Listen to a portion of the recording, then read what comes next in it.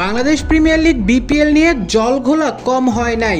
গত ২-৩ বছর ধরে বিপিএল এর সময় পরিবর্তন নিয়ে অনেকে করেছে অনেক রকম অভিযোগ। তবে ২০২৫ সালে না হলেও ১২তম আসর অর্থাৎ ২০২৬ বিপিএলকে কেন্দ্র করে নতুন সময়সূচি ঠিক করেছে বিসিবি।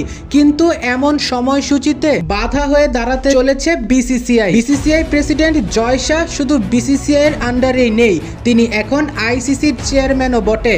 কিন্তু আইসিসি থেকে যখন বিপিএল এর সময়সূচি নির্ধারণ করে দেওয়ার কথা বলা হয়েছিল, তখন তারা বলেছিল সেপ্টেম্বর থেকে ডিসেম্বরের আগেই শেষ করে ফেলতে বিপিএল এর আসর। কিন্তু বিসিবি থেকে মিটিং এর মাধ্যমে সিদ্ধান্ত নেওয়া হয়েছে ডিসেম্বরের প্রথম থেকে শুরু হবে এবং জানুয়ারির ১০ তারিখের আগেই ফাইনালের মাধ্যমে বিপিএলটাকে সমাপ্ত করবে।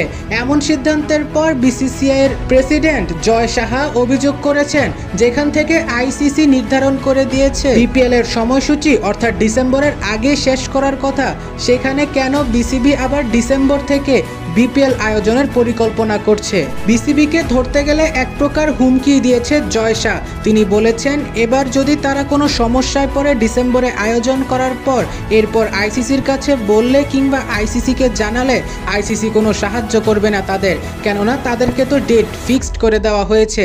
তবে কেন ডিসেম্বরে সিদ্ধান্ত নিল তারা? তবে বিসিবির সিদ্ধান্ত অনুযায়ী ডিসেম্বরে যদি বিপিএল অনুষ্ঠিত হয় তবে পুরো বিপিএল ক্ল্যাশ করবে বিগ ব্যাশের সাথে। তবে ক্ল্যাশ হচ্ছে না আইএল টি20-র সাথে।